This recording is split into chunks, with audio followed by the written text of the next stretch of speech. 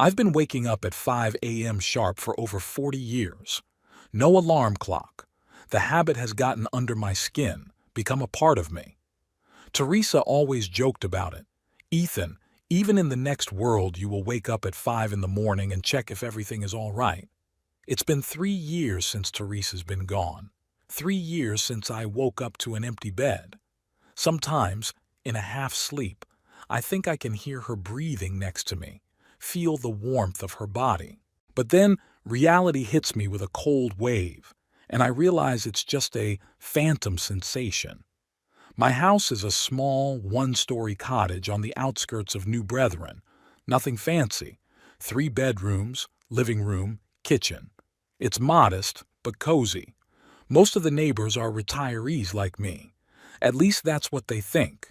None of them know that old Ethan Hawkins owns one of the best restaurants in town. I perform my morning ritual, wash my face, shave, make myself a strong black coffee. Breakfast is simple, eggs and toast. I could afford caviar and champagne every morning, but why? Money has never been an end in itself for me. It's just a means for me and my family to live a decent life. Except there are almost no loved ones left. Noah, my only son, lives his own life. We don't see each other much, except on holidays or when he needs something. And his wife, Paige. She's looked at me like a burden from the start. An old man who's about to ask for money or move in with them, if she only knew. At 7:30, I leave the house. My old '88 Toyota doesn't start the first time. I could have bought a new car, but this one still serves me well. Besides, it does not attract attention, just another pensioner in an old car. Blue Oyster is located in the center of the city, in a historic building which I bought 15 years ago. At the time, it was a risky move to put all my savings into the restaurant business, but Teresa supported me, and we took the plunge. The first years were hard. Loans, sleepless nights, constant fear of ruin, but we made it through. And then Elliot came along. I arrive at the restaurant an hour before it opens. Despite the early morning hours, the kitchen is already bustling with activity. Elliot Quint, my chef, is leaning over the cutting table, working on some new dish. "Good morning," I say as I enter the kitchen. Elliot lifts his head. His face, wrinkled like an old map, lights up with a smile. "Boss, you're right on time as always. Try this." He holds out a spoon with something that looks like soup. "What is it?" I ask, taking a whiff. "Lobster cream soup with saffron and coconut milk. I'm thinking of adding it to the menu." I try it. The flavor is divine, rich, complex, with a slight spice and creamy texture. "It's amazing," I say sincerely. "This is going to be a hit." Elliot is 52, but he looks older than his years. Life has taken its toll on him. When I met him, he was at rock bottom, lost his job, lost his family, almost a drunk. I found him near the back entrance of the restaurant, rummaging through trash cans for food. Instead of chasing him away, I offered him dinner. During that dinner, I learned that Elliot had once been a promising chef, working at several Michelin-starred restaurants. But alcohol and drugs ruined his career. Something about him caught my eye. Maybe it was the talent that shone through the dirt of his current position. Maybe it was the sincerity with which he talked about his mistakes. "Do you want to work for me?" I asked him then. He looked at me in disbelief. "Are you kidding me? Look at me. I'm a finished man. I see a cook who's lost, but all is not lost." He started by washing dishes. Then he started helping in the kitchen. After 6 months, I fired the previous chef, who was always arguing with me about the menu, and offered the position to Elliot. A lot of people thought I was crazy, but I believed in him. Elliot didn't let me down. He had been clean for 8 years, and his culinary talent had blossomed with renewed vigor. It was because of him that the Blue Oyster received critical acclaim and became one of the most popular restaurants in town. "The seafood shipment is delayed," Elliot says, bringing me back to reality. "The company called and said they wouldn't be here until lunchtime." "We'll be fine," I said. We still have some left over from tonight.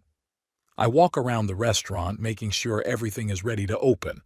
Rebecca, our hostess, is arranging the menus on the tables. She's been with us for 3 years, a part-time student. "Good morning, Mr. Hawkins," she smiles. "Morning, Rebecca. How were your exams?" "I passed with flying colors," she says proudly. "Good for you. I always said you were a smart girl. It's moments like this that I value most. The simple human contact, the opportunity to be a part of these people's lives. For them, I am not just a boss, but a person who is genuinely interested in their problems and joys." At 8, the restaurant opens its doors. The first customers are usually businessmen who come in for coffee and breakfast before work. By lunchtime, tourists and locals arrive.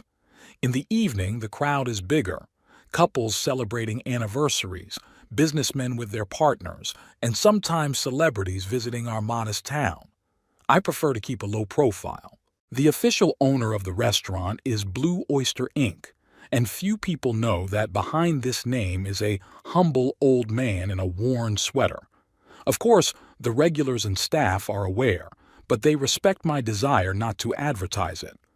After lunch, I seclude myself in my little office behind the kitchen, sorting out invoices, checking grocery orders, reviewing reservations for the evening. The usual routine that takes up most of my day. The ringing of my cell phone pulls me out of the paperwork. Noah's name pops up on the screen. I stare at the phone for a few seconds before answering it. Our conversations are usually short and formal. "Hi, son," I say, trying to keep my voice calm. "Hello, Dad." I can hear the hesitation in his voice. "How are you?" "I'm good." Slowly. "How about you, Caleb? Paige?" "We're doing great." Listen, Dad, he's taking a break. Paige got a promotion at work. We want to celebrate. Why don't you come over for dinner tomorrow night? It's kind of a surprise. They don't usually just invite me over." "A promotion? That's great. Of course I'll come over." "You will?" I can hear the surprise in his voice. "That's great. Then we'll see you tomorrow at 7. After the conversation, I sit for a long time staring into space. The invitation seems odd. Paige has never been keen on having me in their house. What's changed? Could this be Noah's initiative, or does she need something from me? I walk out of the study and into the kitchen.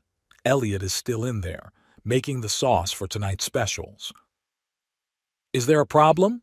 he asks, seeing my face. "I don't know," I answer honestly.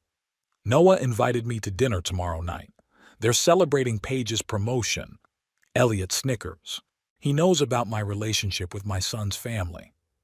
"And you're going?" "Yeah, he's my son. And I want to see my grandson. Caleb is 8, smart, inquisitive boy. He reminds me of Noah at the same age before our relationship went sour. I'm trying to be a good grandfather, but Paige limits our communication. She thinks I'm a bad influence on the boy with my outdated views. "You know," Elliot says, stirring the sauce, "maybe it's time to tell them the truth. About the restaurant, about the money. All these years you've been living like a hermit, hiding your success." "Why?" "This isn't the first time we've had this conversation. Elliot doesn't understand my desire to keep my business a secret from my family." "I don't want them to love me for the money," I reply. "I want them to respect me as a person." "Is it working?" I can hear the irony in Elliot's voice. I sigh. "No, it's not. Noah thinks I'm a loser who hasn't gotten anywhere in life. Paige despises me for being poor and backward. If they only knew." "I just don't want money to ruin everything," I say. "I've seen such families. As soon as money appears, there is bickering, jealousy, resentment. And now it's idyllic?" Elliot shakes his head. "Ethan, you're a stubborn old man, but I respect your decision." In the evening, the restaurant is full.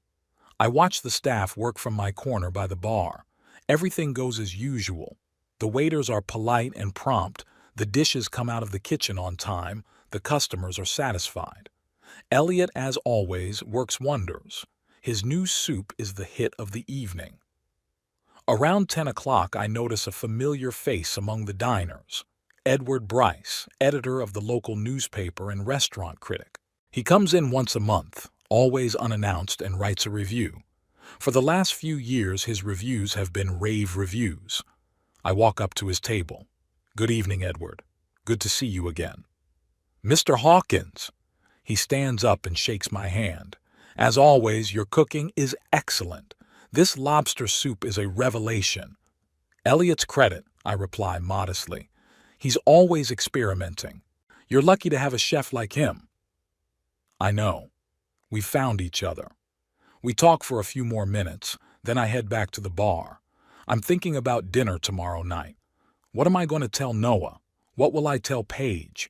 Will I sit quietly as usual and listen to them talk about their brilliant careers, nodding and smiling as Paige brags about her accomplishments? The restaurant closes at midnight. I help the staff with cleaning, even though they always say that's not something the boss should be doing. But I like this job. Simple, straightforward, with visible results. Elliot is late, as usual. We're sitting in an empty room with glasses of whiskey. "To your sister-in-law's promotion," he grins, raising his glass. "To Paige," I salute back. "It's amazing how a man can rise so high with so few talents." Elliot laughs. He's never met Paige, but he's heard enough about her over the years of our friendship. "Maybe she's a good professional," he says, "in her field." "Maybe," I agree without much conviction. Either way, it's going to be an interesting evening tomorrow. We finish our whiskeys and I head home. The old Toyota is still reluctant to start.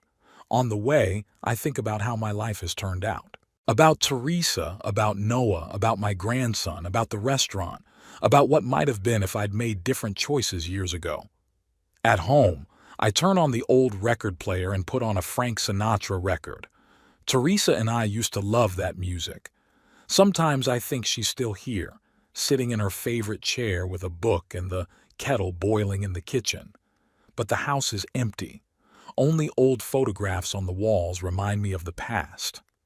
The day before dinner at her son's house was hectic. The dishwasher broke down in the restaurant, and the technician promised to arrive only by evening. We had to hire extra dishwashers immediately. Then, there were problems with the wine supplier. They brought the wrong kind. By lunchtime, I had a headache, so I closed myself in my office, trying to get some rest. A knock on the door snapped me out of my half-slumber. "Come in," I mumbled. Elliot peeked into the office with a steaming cup in his hand. "Brought you some tea. Peppermint and molasses. It's good for headaches." I nodded gratefully, accepting the cup. The herbal scent enveloped me, bringing me some relief. "You're going to see your son today, aren't you?" Elliot asked, sitting down on the edge of the table. "Yeah, at 7. "What are you going to tell them?" I shrugged. Same thing I usually did. I'd congratulate Paige on her promotion, ask how Caleb was doing in school, hear about their plans for the future. Same as always. Elliot shook his head. "Ethan, we've been over this. Maybe it's time to stop this show? Tell them the truth?" I took a sip of tea. The mint pleasantly chilled my palate. To do what? So Paige would start fawning over me? For Noah to start asking for money for a new house or car? No, it's fine the way it is. Is it? Elliot looked at me questioningly. "Your son thinks you're a loser. His wife openly despises you. Is that okay?" His words struck a nerve. Of course it's not okay. But the alternative seemed worse. "You don't understand," I said quietly. "I've seen how money changes people. As soon as your relatives find out you have a fortune, you stop being a person and become an ATM machine. I don't want that." Elliot sighed. "Okay, your life is your rules. But think about this. You're robbing your son and grandson of the opportunity to be proud of you. They could rejoice in your successes instead of looking at you with pity." His words made me think. Perhaps he was right about something. But the memories were too fresh, and the fear of repeating past mistakes too strong. "I'll think about it," I said to close the subject. Elliot took the hint and stood up. Okay, I won't push it. I have to go to the kitchen. I'm testing a new salad. Have some tea and rest. When he left, I leaned back in my chair and closed my eyes. My thoughts took me back 10 years to when Noah had first brought Paige to our house. Teresa was still alive. We cooked a celebratory dinner, bought good wine. Noah had called the day before and said he wanted us to meet his girlfriend. I remember how excited Teresa was, putting things in order, preparing the best dishes, even buying a new dress. Paige turned out to be a tall, skinny blonde with sharp facial features and a cold stare. She entered our house with the look of an inspector appraising a property. Her gaze slid over the furniture, the paintings, the curtains, and I could almost physically feel her disappointment. "Very nice," she said with a strained smile, accepting a glass of wine from Teresa.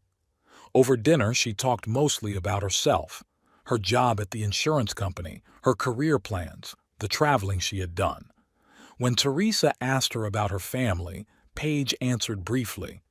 "My father is a surgeon. My mother is a literature professor. We're not very close."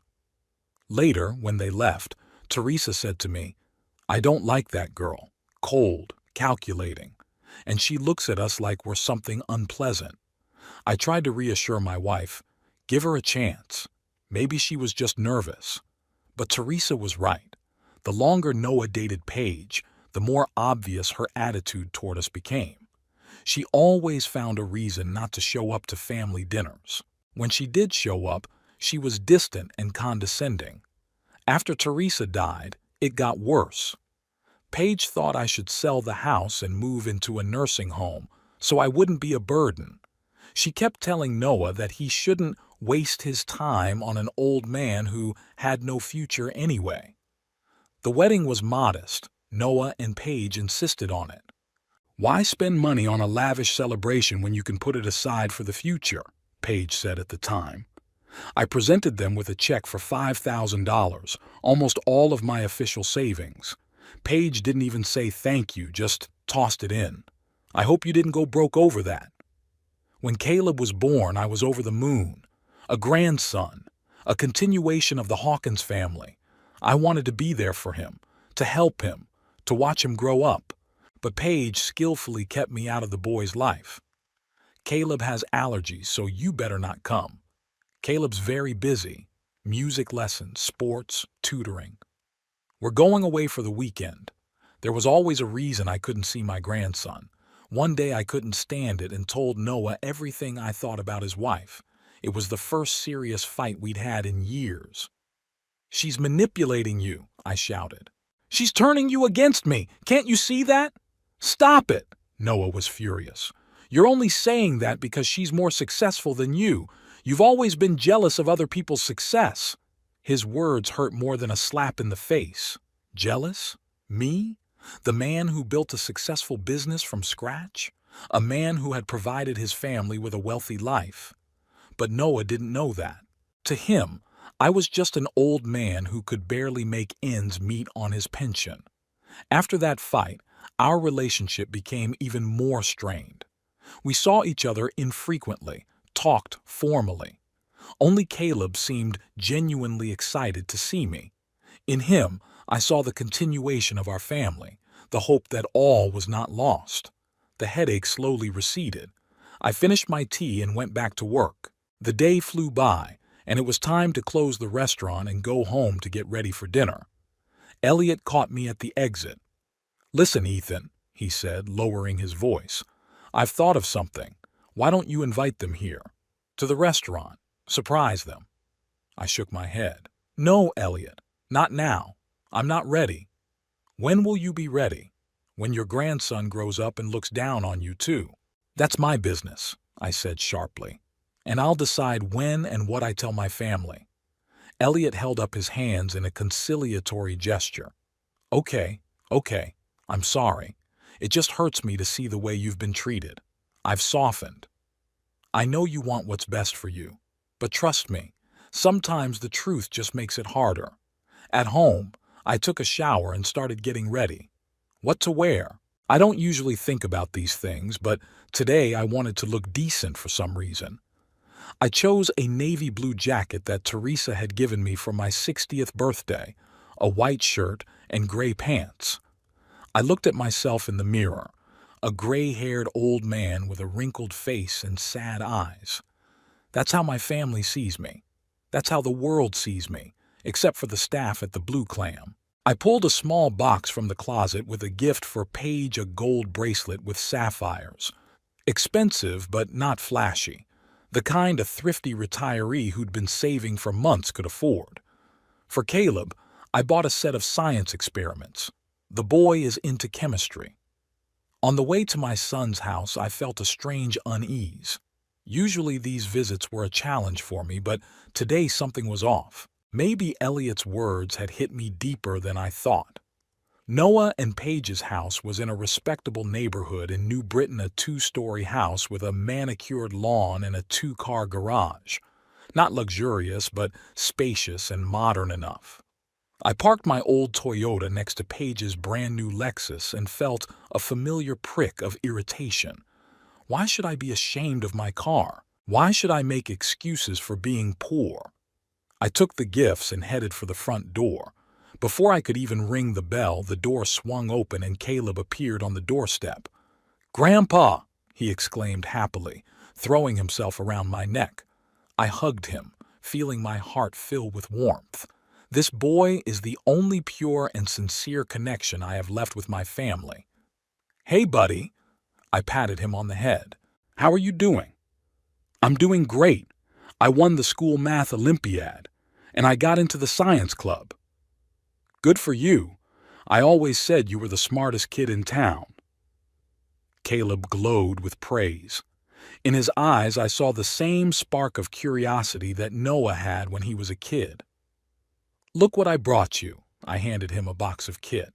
He quickly unwrapped the package and gasped in delight. "Wow, a young chemist kit. Thank you, Grandpa." "You're welcome, champ. Just don't blow up the house, okay?" Paige's voice came from deep inside the house. "Caleb, who's there?" "It's Grandpa," shouted the boy and tugged my hand. "Come on, Mommy made a turkey." In the living room, Paige was setting glasses on the table. When she saw me, she smiled strangely. "Ethan, how nice of you to come." Her voice sounded falsely welcoming. I noticed that she looked at my outfit appraisingly. "Thank you for inviting me," I replied, "and congratulations on your promotion." "Yes, it was inevitable," she shrugged nonchalantly as if to say, "It's only natural for talented people like me." I handed her the box with the bracelet. "A small gift. I hope you like it." She took the box with slight surprise. I guess she hadn't expected a gift from me. "Thank you," she said discreetly. "It wasn't worth the expense." Noah came out of the kitchen with a bottle of wine. "Daddy, glad you could make it." He came over and gave me a hug. The hug was formal, with no real warmth. "I wouldn't have missed it," I replied. "A promotion is a big deal." We sat down at the table. Noah opened the wine. Paige brought appetizers. Caleb climbed into the chair next to me and started talking about his adventures at school. "And we have a new science teacher, and he showed us how a centrifuge works and how to isolate DNA from a banana and—" "Caleb," Paige interrupted him, "don't talk so much. Grandpa's not interested." "Actually, he's very interested," I countered. "Go on, Caleb. What else did you do in class?" Paige pursed her lips but didn't say anything. Caleb continued his story with enthusiasm, and I listened, savoring every word. This boy was so bright, so alive, the exact opposite of his mother. Noah poured the wine and raised his glass. To Paige, to her promotion and her new position as regional manager. We clinked glasses. Paige looked pleased. It was her night, her triumph. "I have 30 people under me now," she said, sipping her wine, "and my salary is up 40%. "That's wonderful," I replied sincerely. Regardless of my attitude toward Paige, I respected professional success. "Yeah," she cast a quick glance at my jacket. "Not everyone can boast such accomplishments." I let the stiletto slip past my ears. In my years with Paige, I'd learned not to react to her barbs. "What are your new responsibilities?" I asked, trying to keep the conversation going. She began to talk about her job with apparent pleasure sales strategies, expansion plans, new clients. I nodded and asked questions in the right places, although I had little interest in the insurance business. Noah brought a turkey, perfectly roasted with herbs and lemon. I absent-mindedly evaluated it with a professional eye. Not bad, though Elliot would have done a better job. "It looks delicious," I said. Paige has outdone herself," Noah said proudly, looking at his wife with adoration. "Oh, it wasn't hard," she smiled at him. "Just followed the recipe. We started eating. The turkey was a little dry, but I didn't comment on that." "So, Ethan," Paige turned to me, "how are you doing? Still working part-time at the library?" That was another barb. I never worked at the library. She knew that, but she just wanted to emphasize that she didn't even remember what I did. "No," I answered calmly. "I'm retired." "Oh yes, of course," she smiled with fake sympathy. "It must be hard to make ends meet on one pension." Noah threw his wife a warning glance, but she ignored it. "I'm getting by," I said briefly. "Dad knows how to save money," Noah interceded. "He's always been frugal." "Yeah, I can see that," Paige glanced at my jacket. "That jacket must be 20 years old. Actually, it was 10 years old, and it was worth more than Paige's entire closet." But I didn't say anything. Caleb, sensing the tension, tried to change the subject. "Grandpa, will you go to the science fair with me on Saturday? I'll be showing my project." I opened my mouth to answer, but Paige beat me to it. "Caleb, Grandpa's too busy. He's got a lot of, things to do." She said the last word with such sarcasm that even Noah cringed. "Actually," I said firmly, "I'd love to go if you want, Caleb." The boy brightened. "Really? That's great.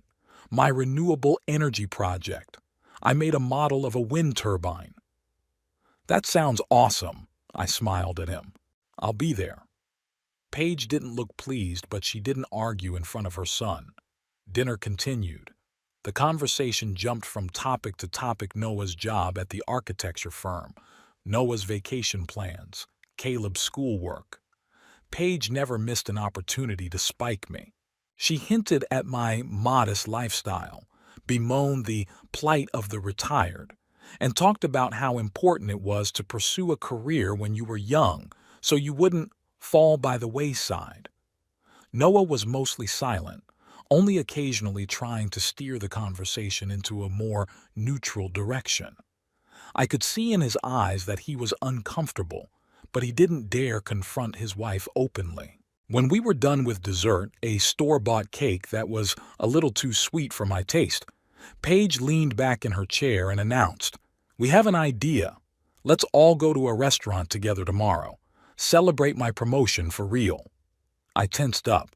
They didn't usually invite me to restaurants. Paige didn't think I could afford the expense. "That's a good idea," I agreed cautiously. "Which restaurant did you choose?"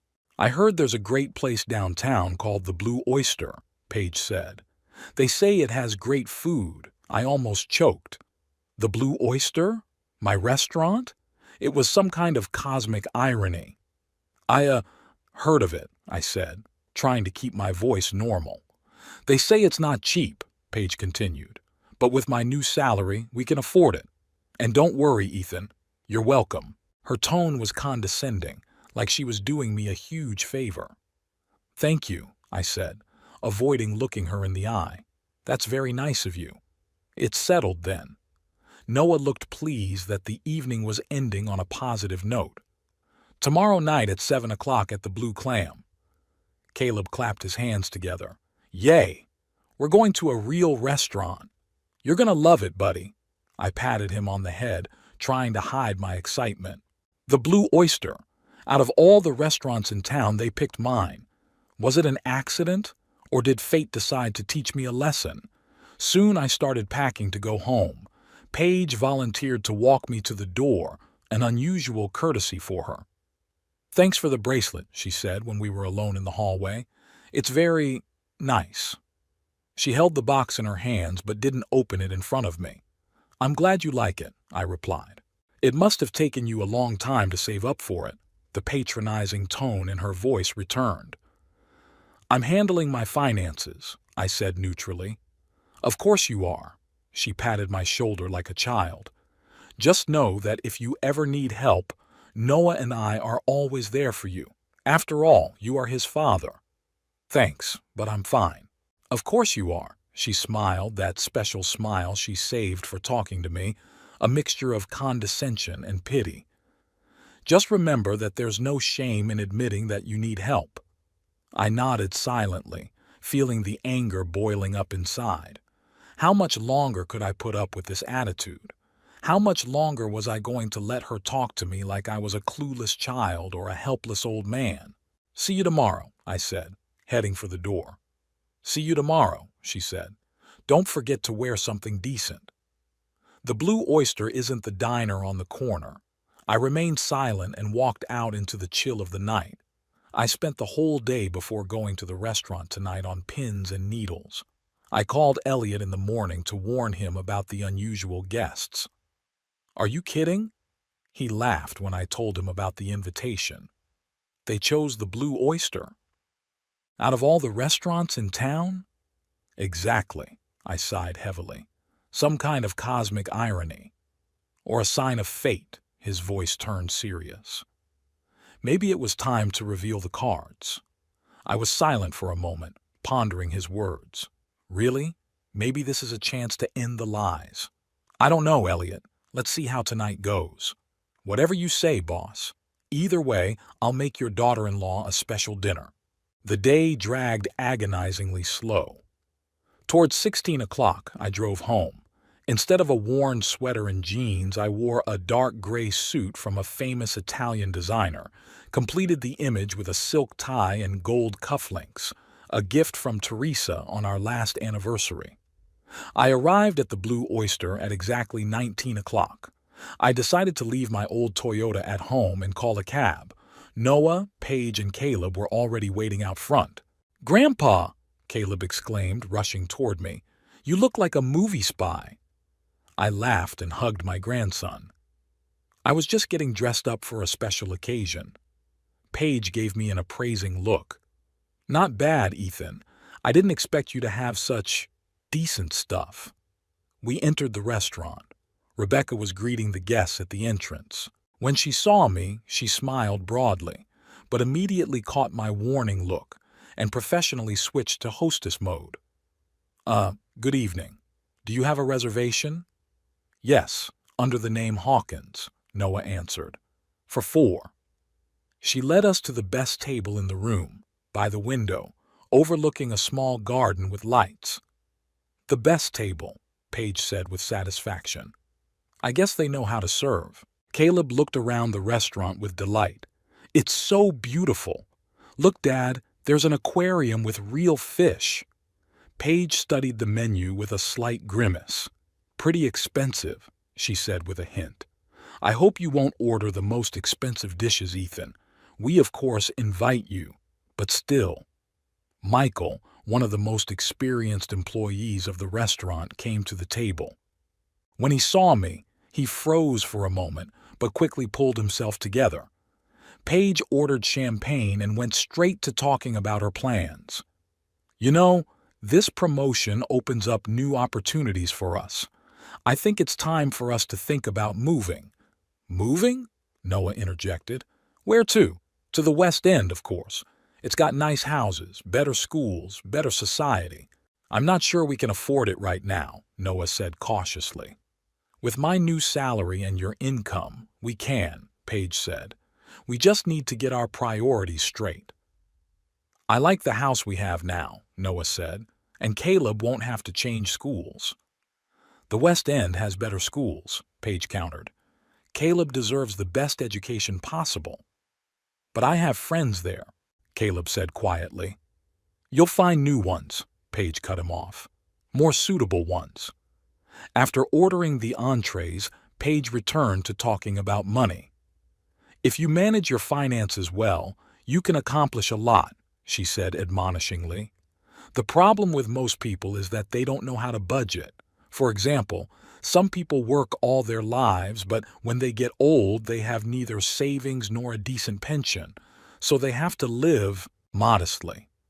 Not everyone has the opportunity to save, Noah said softly.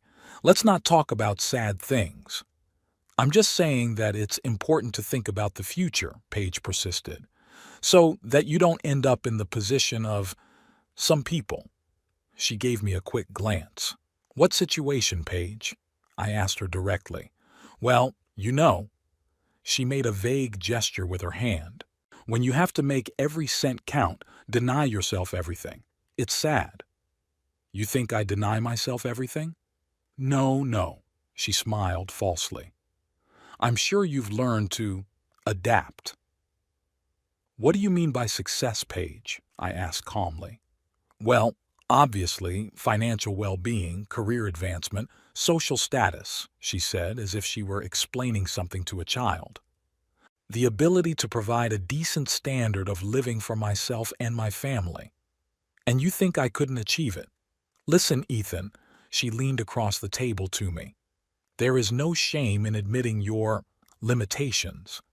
You did what you could, but let's be honest, you didn't achieve great heights, and that's okay. Not everyone can be a winner. Paige, please, Noah mumbled. What? She turned to him. I'm telling it like it is. Your father is a good man, but let's face it, he's a loser. Lives in an old house, drives a junk car, wears second-hand clothes. If it wasn't for our help, he wouldn't even— Your help? I interrupted, not believing my ears. When have you ever helped me? Well, we take you out to dinners, to parties.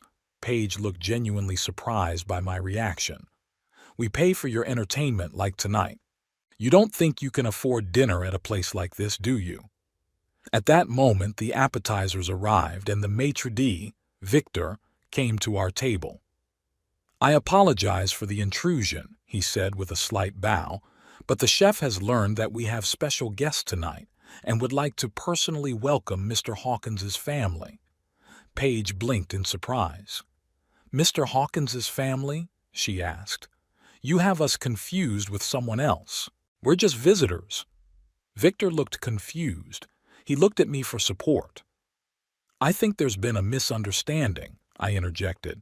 Victor, this is really my family, my son Noah, his wife Paige, and my grandson Caleb. Then everything is correct, sir, Victor said with relief. The chef will be here in a minute. What's going on? Paige finally asked. Why does the maitre d' know your name? And why does the chef want to see us?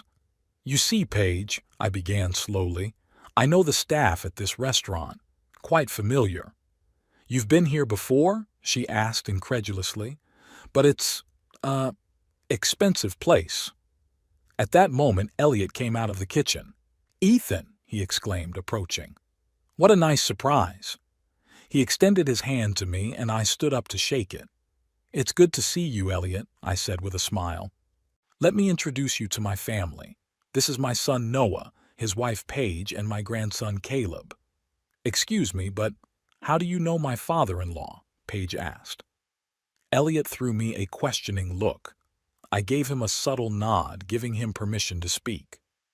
How could I not know Ethan Hawkins? Elliot laughed. The man who gave me a second chance at life? Who believed in me when no one else did? Who made me chef at the best restaurant in town?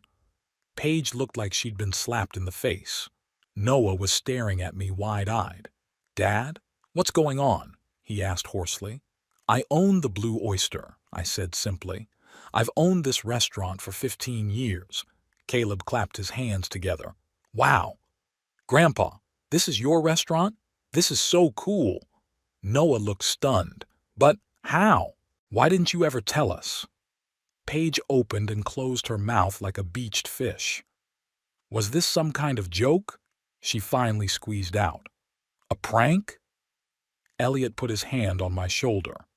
I assure you, ma'am, this is no joke. Ethan Hawkins is the owner of the Blue Oyster, one of New Britain's most successful restaurants.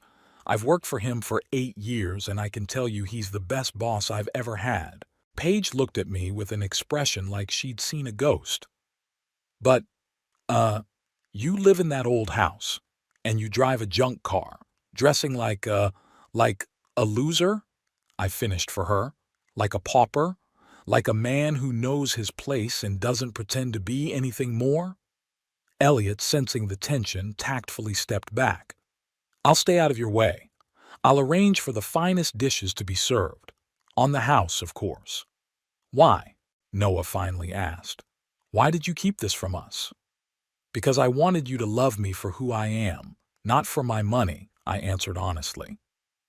And apparently, I was right in my fears. Paige finally came to her senses. It's not fair, she said, raising her voice. You've been lying to us all these years, pretending to be poor, making us feel sorry for you. Pity? I grinned bitterly. Is that what you felt for me, Paige? Pity? Not respect, not love, not gratitude, but pity? That's not what I meant, she started to pull back. No, that's exactly what I meant. I looked her straight in the eye. All these years, you've treated me with contempt. You've treated me like a burden, a loser, a second-class citizen. And just now, right here, you called me a beggar. Noah looked shocked. Paige, did you really say that? No, I mean, not really, she frantically tried to justify herself. I was just saying that it's important to plan your finances so that you don't get into a difficult situation. Ethan got it all wrong. I got it absolutely right, I said firmly. And not just today. For the last 10 years, you've systematically humiliated me, Paige, thinking I wasn't good enough for your family. You've alienated my son and my grandson from me. And all this time, I've kept quiet because I didn't want to cause trouble. But today, you crossed the line. Noah looked confused, shifting his gaze from me to his wife. Dad, I didn't know, he started. Of course you didn't know, I interrupted him, because you preferred not to notice. Turned a blind eye to the way your wife was treating your father, but today, you heard it all for yourself. Caleb, feeling the tension, squirmed in his chair. Dad, Mom, Grandpa, please don't fight, he asked quietly. His voice sobered me. I took a deep breath and tried to speak more calmly. You're right, Caleb. There's no need to ruin the evening. Let's just have dinner, I turned to Paige. And don't worry about the bill, Paige. Tonight's my treat. After all, we're celebrating your promotion. Paige looked like she'd been punched. Her face reddened, her eyes filled with tears, either from resentment or anger.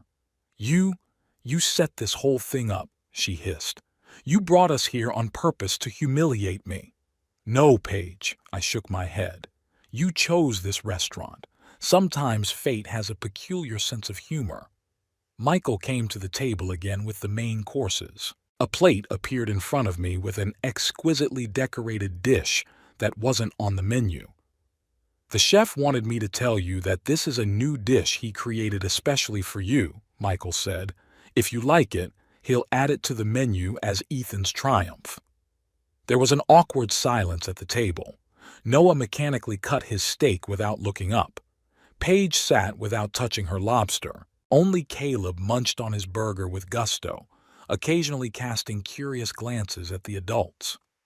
You know, I said finally, turning to Paige, all these years, I've put up with your neglect, your ridicule, your attempts to keep your son and grandson away from me. I kept quiet because I didn't want to put Noah in a difficult position. But today, you've gone too far. I don't know what you mean, Paige pretended to be surprised.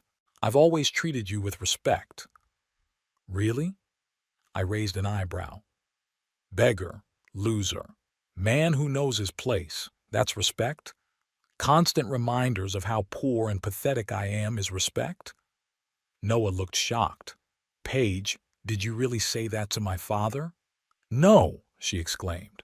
I mean, I might have said something like that, but not literally and certainly not with malice. You said those words less than an hour ago, I reminded her. Right at this table. Before you found out I owned the restaurant. Paige looked cornered. Okay, she said finally. Maybe I was a little harsh, but you have to admit, Ethan, it's your own fault. Why hide your success? Why pretend to be poor? It's not normal. I didn't pretend, I answered calmly. I was just living the life I was comfortable with. I didn't want to show off, I didn't want to have too many luxuries, and I wanted my family to love me for who I was, not for my bank account. Did it work? Paige asked wryly. Apparently not. I looked her straight in the eye.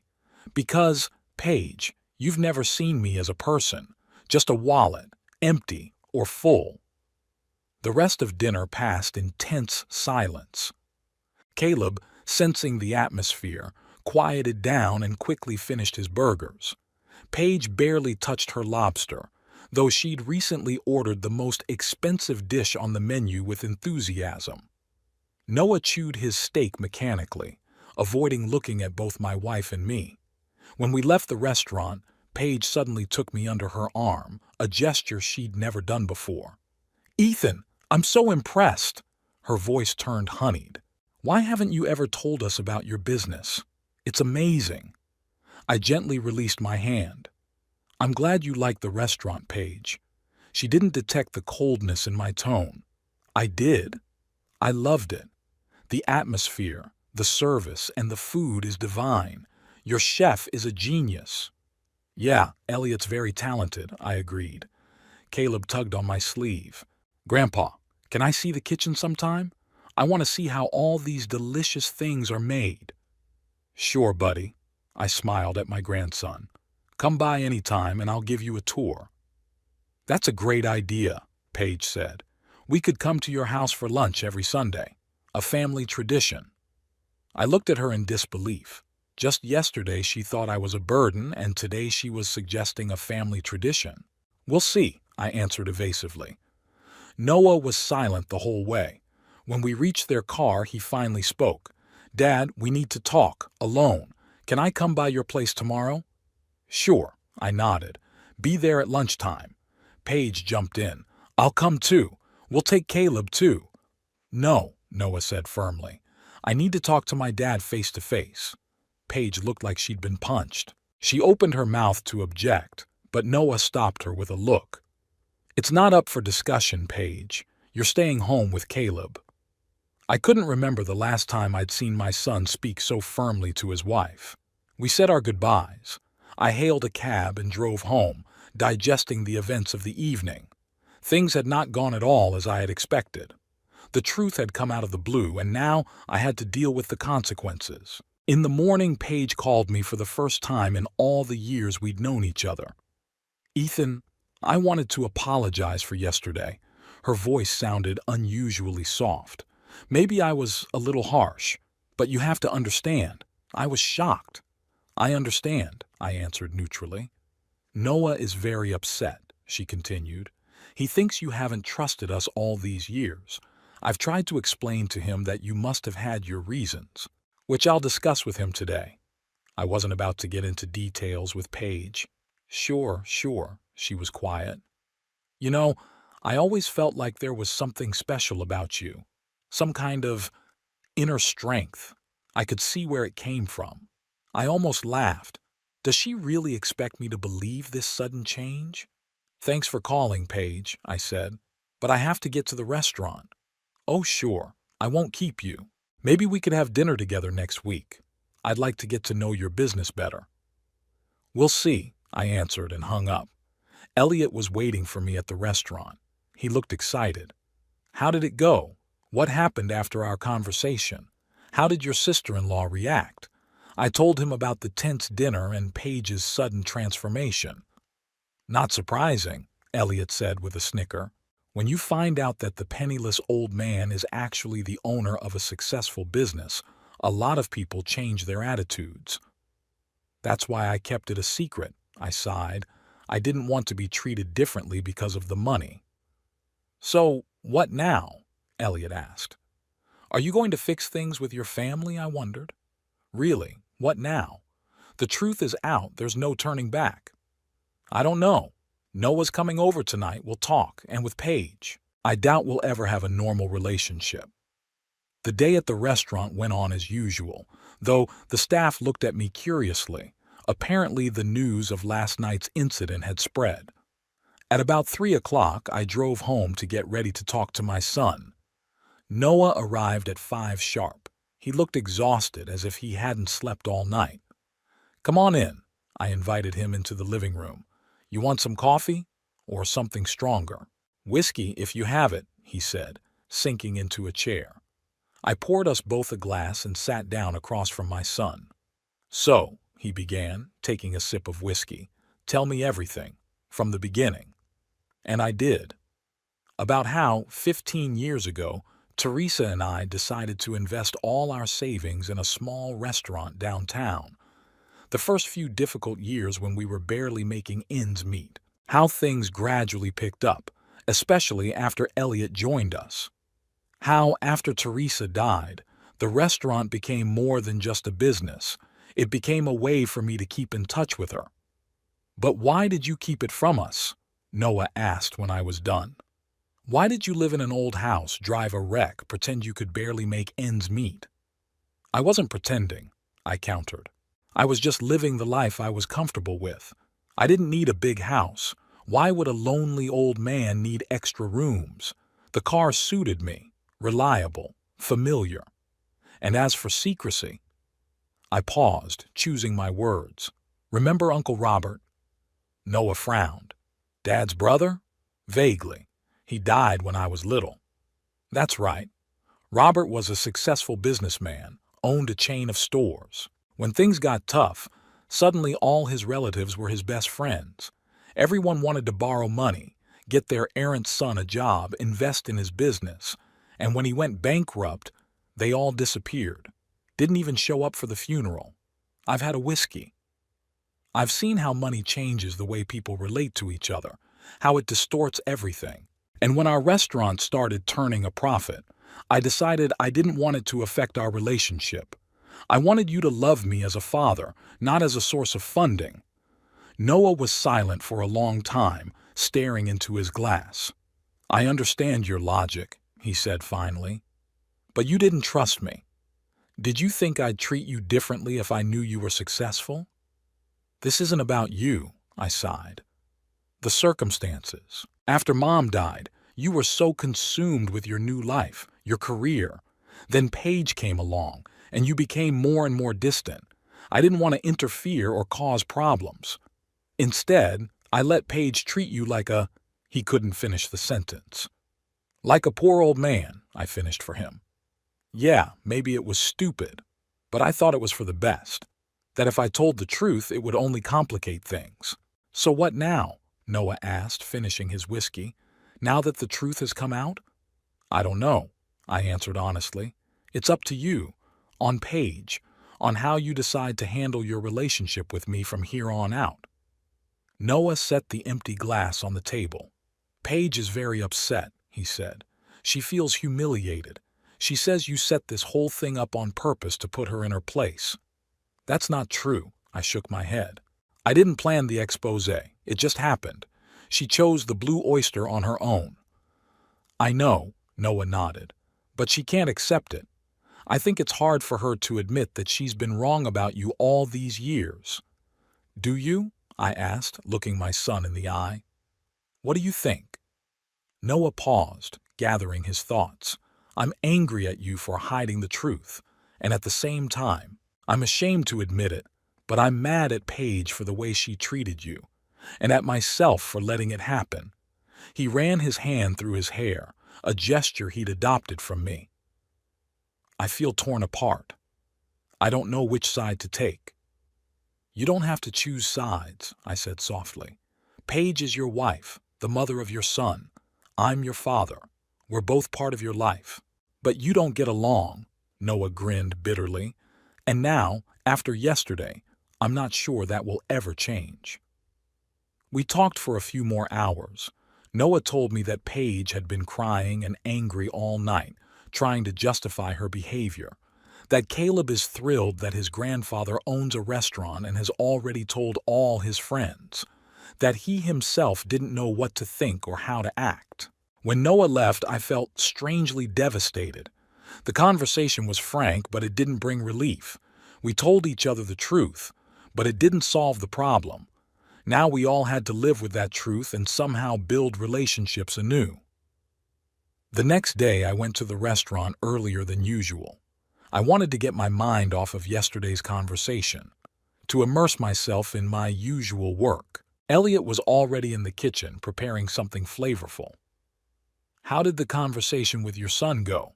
he asked when I came in to say hello. "Difficult," I said, sitting down in the high chair by the desk. "We talked it out, but I'm not sure it's going to make a difference." Elliot nodded, stirring the sauce. "Give him time. The kid needs to digest all this. It's not every day you find out your father's a secret millionaire." "I'm not a millionaire," I grumbled. "Technically a millionaire," Elliot grinned. "The restaurant's worth several million, plus your investments and savings. So yeah, you're a millionaire, albeit a modest one." I brushed it off. "It's not about money, it's about trust. Noah thinks I didn't trust him, so I hid the truth. And he's right. In part." "What about the daughter-in-law?" Elliot asked, adding spices to the sauce. "Has she declared war on you, or has she decided to be your best friend?" "She's trying to pretend she's always respected me," I chuckled. "She even called yesterday, apologizing, offering to have dinner with me. Said she'd always felt something special about me." Elliot chuckled. "Classic. Let me guess. Now she's going to shower you with compliments and invite you to all the family events?" "I guess so," I smiled wryly. "But it won't be for long. Paige isn't one to pretend for long. Sooner or later, her real attitude would show through again." Elliot finished the sauce and began chopping vegetables for the next course. "You know, I've been thinking—" He paused, as if hesitating whether to continue. "About what?" "About the future. About what would happen to the restaurant in 5, 10 years. I looked at him closely. "Do you have any thoughts on that?" Elliot put the knife aside and turned to me. "I've always dreamed of having my own restaurant," he said quietly. "Even before everything went downhill. And now, working here, seeing how things work, that dream came back." I felt something tighten in my chest. Is Elliot really going to leave? "Do you want to open your own place?" I asked, trying to keep my voice neutral. "Someday," he shrugged. "But those are just dreams. I know it takes a lot of money, connections, business management experience. I only have a talent for cooking, and that's thanks to you." "Don't minimize your merits," I objected. "Your talent was always there. I just helped you believe in yourself again." Elliot went back to chopping vegetables. "Anyway, those are distant plans. Right now, I'm happy here, with you, with our team. The Blue Oyster is my home, and I have no intention of leaving it." I nodded, but the thought Elliot had planted in my mind wouldn't leave me. What will really happen to the restaurant in a few years? I'm 64 now, and although I'm still full of vigor, I'll have to think about succession at some point. Noah has never been interested in the restaurant business. Caleb is too young. Elliot's a different story. He lives this restaurant. He puts his heart and soul into it. Maybe. But I decided to keep those thoughts to myself, at least for now. The next week passed in a strange state of limbo. Noah called every day, but our conversations were short and awkward. Paige tried to take me out to lunch twice, but I found excuses to decline. Caleb sent me a drawing in the mail, the Blue Oyster in his mind, with a giant blue oyster on the roof. It was the only thing that made me genuinely smile all week. On Friday, Paige showed up at the restaurant unexpectedly. She was dressed in a business suit. Apparently she'd come straight from work. Rebecca escorted her into my office where I was doing paperwork. "Paige," I stood up, surprised to see her. "What brings you here?" "I wanted to talk." She sat down in the chair across from my desk. "You've been avoiding me, Ethan, not answering your phone, refusing invitations." "I've been busy," I answered evasively. "That's not true." She looked at me defiantly. "You're mad at me, and that's why you've been avoiding me." I sighed. Paige had never been known for her tact. "Okay," I said. "I really don't feel like socializing after what happened at the restaurant. After everything you said." "I apologized," she exclaimed. "What else am I supposed to do?" "It's not about apologizing, Paige." I looked her straight in the eye. "It's about sincerity. You're apologizing not because you're truly sorry for what you said, but because it turns out I'm richer than you thought." Her face flared up. "That's not fair. I admit that I was harsh, but—" "Abrupt?" I raised an eyebrow. "You called me a beggar, a loser, a man who should know his place, and that was just the other night. Before that, there were years of neglect, ridicule, trying to alienate my son and grandson from me. I never tried to distance Noah from you." She was outraged. "That's paranoia, isn't it?"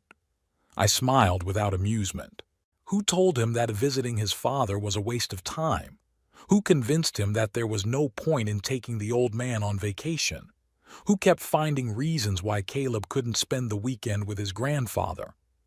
Paige opened her mouth but immediately closed it. She couldn't deny it. It was all true. "Okay," she said finally. "Maybe I wasn't not the best daughter-in-law, but understand me. I wanted what was best for our family. I wanted Noah to look forward, not dwell on the past. I wanted Caleb to hang out with successful, progressive people, not—" She paused, but I finished for her. "Not with an old loser who could barely make ends meet?" Paige lowered her eyes. "I didn't know you were a successful businessman. If you had told me—" "If I'd told you, you would have treated me differently." I nodded. "That's why I kept quiet. I wanted to be respected for who I am, not for my bank account." "But isn't your business part of who you are?" she asked. "Isn't it an accomplishment you should be proud of?" That question caught me off guard. There was some truth to it. "Maybe you're right," I admitted. "Maybe I've been hiding that part of my life for nothing. But that doesn't excuse the way you treat me. Regardless of my financial situation, I deserved respect, at least as your husband's father and your son's grandfather." Paige remained silent, staring at the floor. When she looked up, tears glistened in her eyes. "I don't know what to say, Ethan. I was wrong. That's obvious. But I can't change the past. I can only try to fix the future." I stared at her and couldn't tell if she was sincere or just another manipulation. Paige was always a master at making the right impression when it suited her interests. "What are you suggesting?" I finally asked. "A fresh start," she said. "Forget past hurts. Build a new relationship. Honest, open, respectful." "And you think that's possible, after all is said and done?" She shrugged. "I don't. But isn't it worth a try, for Noah, for Caleb?"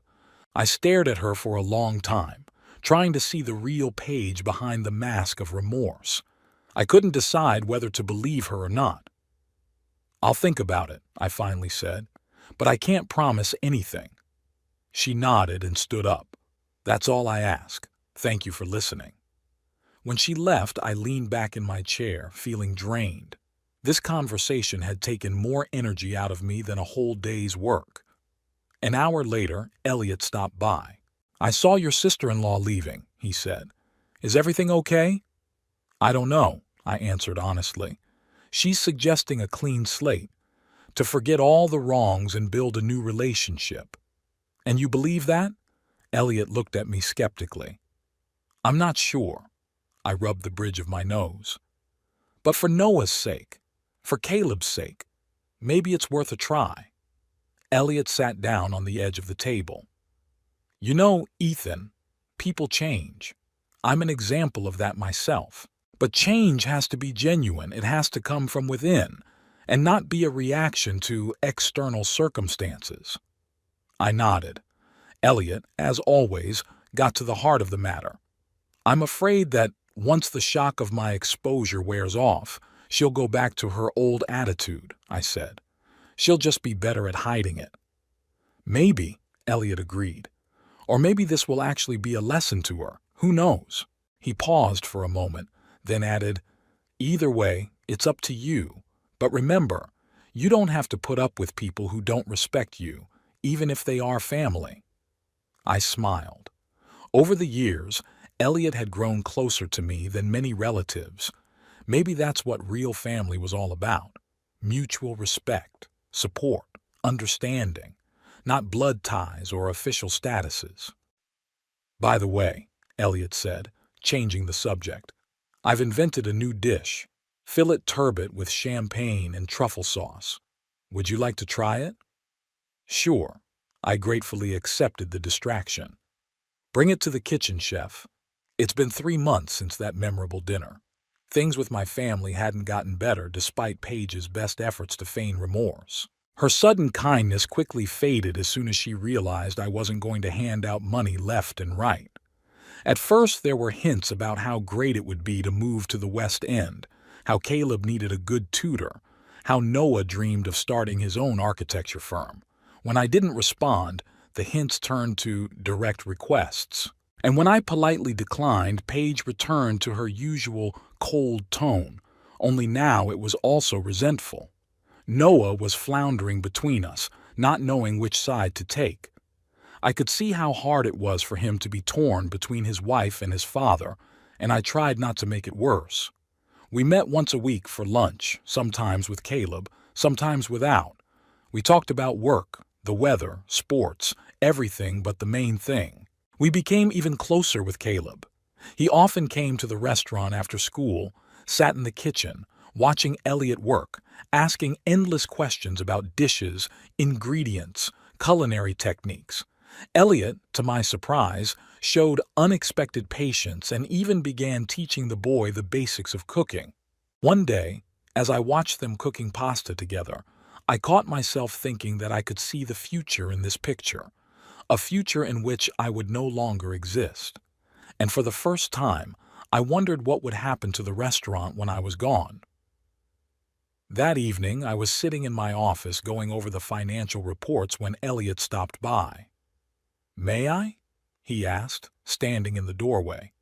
"Sure," I set the papers aside. "Come on in." Elliot sat down across from me, looking unusually serious. "Ethan, I wanted to talk to you about the future." "I'm listening." "I got an offer," he said, looking me in the eye. "From Mercedes House, a chef position with complete freedom to create the menu." Mercedes House was a new luxury restaurant that had opened in the next town over. I'd heard about it. Huge investment, ambitious plans, aiming for Michelin stars. "It's a great offer," I said, trying to hide my disappointment. "You certainly deserve this opportunity." "I haven't given you an answer yet," Elliot kept looking at me. "I wanted to talk to you first." "Why?" I shrugged. "It's your career, your decision." "Because the Blue Oyster isn't just a place of employment for me," he stepped forward. "It's home, family, and you're not just a boss, Ethan. You're the man who saved my life." I felt a lump come up in my throat. "Don't exaggerate," I tried to joke. "I just gave you a job." "No," Elliot shook his head. "You gave me so much more than that. You gave me back my faith in myself, that I was worth something, that I could create, not just destroy." He paused, gathering his thoughts. "So I want you to know that if you ask me to stay, I'll stay, despite all the prospects of Mercedes House." I was touched by his words, but I couldn't let personal feelings influence professional decisions. "Elliot," I said softly, "I can't ask you to turn down this opportunity. You deserve a chance to develop, to grow, to maybe get that Michelin star every chef dreams of." "But," he looked at me carefully, "I can hear the but in your voice." I smiled. Over the years, he had learned to read me like an open book. "But I have an alternative suggestion," I said, making a decision that had been maturing in me for weeks. "What if instead of being a chef in someone else's restaurant, you owned your own?" Elliot frowned incomprehensively. "What are you talking about?" "I want to sell you the Blue Oyster," I said simply. He stared at me in utter amazement. "What? But why? Are you retiring? Are you sick? Did something happen?" Nothing terrible has happened. I shook my head. I just feel like it's time for a change. I'm 64, Elliot. I'm not getting any younger. And lately, I've been thinking more and more about seeing the world while I still have my strength and health. But the restaurant, he looked shocked. It's your life's work. You created it with Teresa. You put your heart into it. That's why I want it in good hands, I smiled. Your hands, Elliot. You love the Blue Oyster as much as I do. You know every corner, every vendor, every regular customer. You're the heart of this restaurant, and now you can be the head. Elliot was silent, digesting my words. Then he shook his head. But I can't afford it, Ethan. You know my financial situation. I have some savings, but they're enough for a down payment on an apartment, let alone a whole restaurant. I'm offering an installment plan, I said. 10 years, with a minimum down payment and a reasonable interest rate. You'll pay it off gradually, out of the restaurant's profits. But that's too generous. Elliot looked stunned. Why don't you just sell the restaurant to a chain or an investor? You'd get all the money at once and probably more than I can pay. Because money isn't the point, I shrugged. The main thing is to keep the Blue Clam alive, to keep its spirit, its atmosphere, its quality. And this is possible only if the restaurant is managed by a man who truly loves it. Elliot was silent for a long time, staring into the space in front of him. I could see different emotions in his eyes: disbelief, hope, fear, determination. Are you serious? He finally asked. Are you really ready to sell me the restaurant? Absolutely serious, I nodded. Think about it. Don't answer right away. Weigh the pros and cons. It's a big decision. What about your family? He asked. Your son? Your grandson? Don't you want to leave the business to them? I shook my head. Noah was never interested in the restaurant business. He's an architect, likes to build buildings, not businesses. And Caleb's too young. Who knows what he'll want to do when he grows up? What if he wants to follow in your footsteps? Elliot insisted. Become a restaurateur? Then you can be to him what I've been to you, I smiled. A mentor, a teacher, a man who would give him a chance. Elliot took a deep breath. I need to think, he said finally. This is too sudden. Sure, I nodded. Take as much time as you need. When he left, I leaned back in my chair, feeling strangely relieved. The decision that had seemed so difficult was suddenly obvious and right. The Blue Oyster should belong to Elliot, the man who loves it as much as I do. And it was time for me to move on. Elliot gave his answer 3 days later. He walked into my office after the restaurant closed, when the staff had already dispersed. I'm in, he said without preamble. I want to buy the Blue Oyster. I smiled and extended my hand to him. Congratulations, future owner. We shook hands, sealing our agreement. Then we opened a bottle of good whiskey and discussed the details of the deal, the price, the installment terms, the transition period. We decided that I would stay on as a consultant for the first year, helping Elliot settle into his new role. It made sense for the restaurant and for both of us. What are you going to do next? Elliot asked when we were done with the business part. Are you going to leave New Brethren? Yes, I nodded. I'm thinking about moving to the islands, maybe the Caribbean or Polynesia. I've always wanted to live by the ocean. Will you miss the restaurant? Sure, I smiled with a slight sadness. The Blue Oyster is a part of me, but you know, in life, sometimes you have to let go of what you love in order to move on. Elliot nodded understandingly. What about your family? Noah? Caleb? Caleb and I will keep in touch, I said. Modern technology allows us to communicate from a distance. Plus, I'm setting up a trust fund for him, a small amount of money for his education that he'll get when he's an adult. And Noah and Paige? I sigh. I don't think my leaving will upset Paige too much. As for Noah, he's going to have to figure out his own life. I can't do that for him. The next few weeks were spent preparing the paperwork to sell the restaurant and planning my departure. I found a cozy villa on Santa Lucia, a small island in the Caribbean, off the tourist trail. It had everything I dreamed of: warm sea, calm atmosphere, beautiful nature, and enough infrastructure to not feel disconnected from civilization. I was in no hurry to inform my family about my plans. First, I wanted to make sure that all the paperwork was in order, that the deal with Elliot was done correctly, that the trust fund for Caleb was safe from Paige's encroachment. When all the formalities were settled, I invited Noah to lunch. We met at a small cafe, not the Blue Oyster, for a more personal conversation. "You look good," Noah said as we sat down at a table. "Some kind of refreshed." "I feel the same way," I smiled. "I've made some big decisions and now it's like a stone has fallen from my soul." "What kind of decisions?" Noah tensed, as if expecting bad news. "I'm selling the restaurant," I said bluntly, "to Elliot. He'll pay me the price in installments over 10 years. Noah looked stunned. "But why? The restaurant's thriving, you're in good shape. Why sell?" "Because it's time for a change," I shrugged. "I'm 64, Noah. I still have the strength and health to live for myself, to see the world, and the Blue Oyster will be in good hands. Elliot loves her as much as I do." Noah nodded slowly, digesting the information. "What are you going to do? Stay in New Brethren?" "No," I shook my head. "I bought a house on St. Lucia. I'm leaving in 2 weeks." "The Caribbean?" Noah looked shocked. "For good?" "Yes," I nodded. It was time to start a new chapter in my life. Noah was silent, staring at his cup of coffee. I could see his face shift between emotions, surprise, confusion, maybe even resentment. "Was it because of us?" he finally asked. "Because of what happened to Paige?" "Partly," I admitted. "But more than that.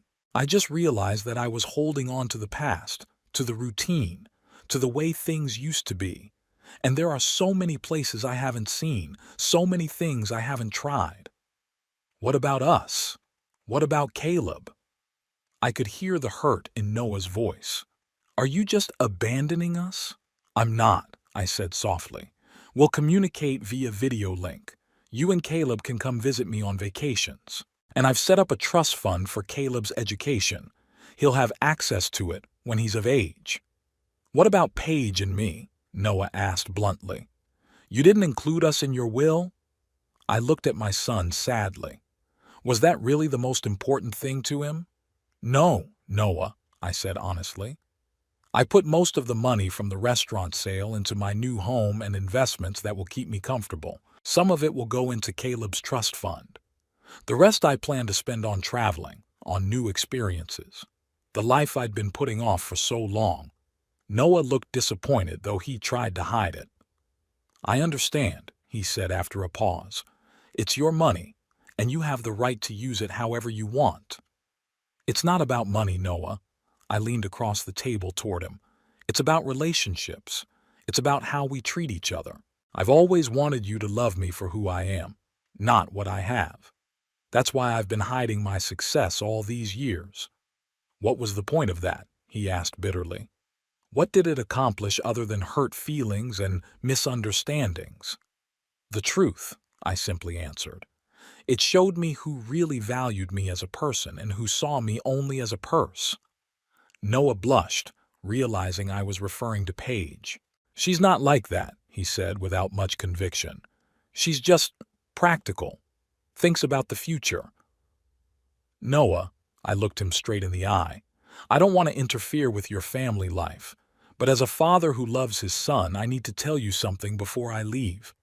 He tensed, but nodded. "I'm listening." "Your relationship with Paige, it's unhealthy," I said softly. "She controls you, manipulates you, makes you choose between her and everyone else, me, your friends, your hobbies. She's jealous of you, even of Caleb. I've seen how angry she gets when you spend time with your son instead of her." Noah opened his mouth to object, but I continued. "I know you love her, and that Caleb is the most important thing in your life. But think about it. Are you happy? Is this really the life you dreamed of?" Noah was silent for a long time, staring into his cup. When he looked up, tears were glistening in his eyes. "I know," he said quietly. "I just don't know what to do." "That's for you to decide." I put my hand on his shoulder. "I'm not saying you should get a divorce or anything like that. Maybe couples therapy will help. Maybe a frank conversation. Maybe Paige will change on her own if she realizes she might lose you. I don't know. But I do know that you deserve to be happy." We talked for a long time, for the first time in years, really talked, openly and honestly, about his relationship with Paige, his career, his dreams, his fears, about Caleb and what a wonderful person he's growing up to be, about my plans for the future, about the house on St. Lucia, about the traveling I wanted to do. When we said goodbye, Noah hugged me tighter than he had ever hugged me before. "I'm going to miss you, Dad," he said, and I could hear the genuine sadness in his voice. "Me too, son," I patted him on the back, "but we're not saying goodbye forever. You can always come visit me, and I'll keep coming here, if only to check on Elliot's progress with the restaurant." Noah smiled through his tears. "Promise?" "I promise," I nodded. "And I also promise that I'll always be there for you if you need my advice or help." Despite the distance, the last 2 weeks before I left flew by in a flurry of packing and goodbyes. I sold the house, packed up my most valuable possessions to be shipped to Santa Lucia, gave away the rest, some to restaurant staff, some to charitable organizations. I gave the old Toyota to a young assistant chef who had recently gotten his license. Paige, when she heard about my plans from Noah, was furious at first, especially because I hadn't left them any money in my will. Then, apparently, she decided to change tactics and began to feign grief over the impending separation. I politely accepted her fake regrets, but kept my distance. Caleb was the hardest to say goodbye to. He cried as he hugged me tightly and promised he would call me every day. I gave him a new tablet with a built-in SIM card so he could contact me anytime, regardless of his parents. Paige didn't like it, but she didn't dare object not when she was still hoping I'd change my mind about the will. Finally, the day of departure came.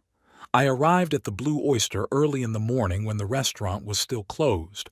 I walked through the empty room remembering everything that had happened here in 15 years. The first customers, the first good reviews, the first profitable months. Teresa, dancing happily between tables when we finally paid off the loan. Elliot, tentatively entering the kitchen on his first day on the job. Caleb, excitedly watching his favorite pasta being made. So many memories, so many emotions. But I felt no sadness, just gratitude for everything that had happened and a quiet confidence that everything was going the way it should. Elliot found me in the hall. He was already holding himself like a master, confident, dignified, but not arrogant. "Ready for your new life?" he asked, coming toward me. "More than ready," I smiled. "Are you ready for a new responsibility?" "Thanks to you, yes." He put his hand on my shoulder.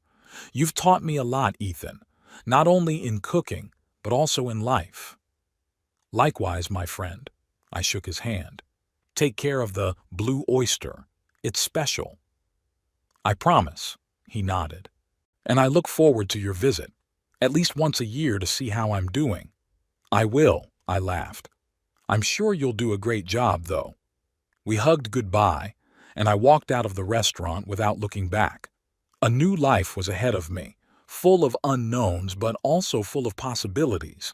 It was a long flight with a layover in Miami. I looked out the window at the clouds below and thought about how dramatically my life had changed in the last few months. I had gone from being a restaurant owner living a double life to a free man ready for new adventures. As the plane went to land, I saw Santa Lucia, an emerald green island surrounded by the turquoise waters of the Caribbean Sea. My new home, my new beginning. The cab driver who picked me up at the airport turned out to be a cheerful local named Joseph. All the way to the villa, he talked about the island, the local customs, the best beaches and restaurants. I listened with genuine interest, It was my first lesson in my new life. The villa turned out to be even better than in the photos. Spacious, bright, overlooking the ocean. Large terrace, swimming pool, garden with tropical plants. It had everything I could have dreamed of and more. After paying the cab driver, I was alone. I went out on the terrace, breathed in the salty sea air, looked at the sunset over the ocean. And for the first time in a long time, I felt absolute calmness and confidence that everything would be fine. I didn't know what was ahead of me. Maybe new acquaintances, maybe new hobbies, maybe even a new love, who knows? But one thing I did know was that I would no longer live in the past.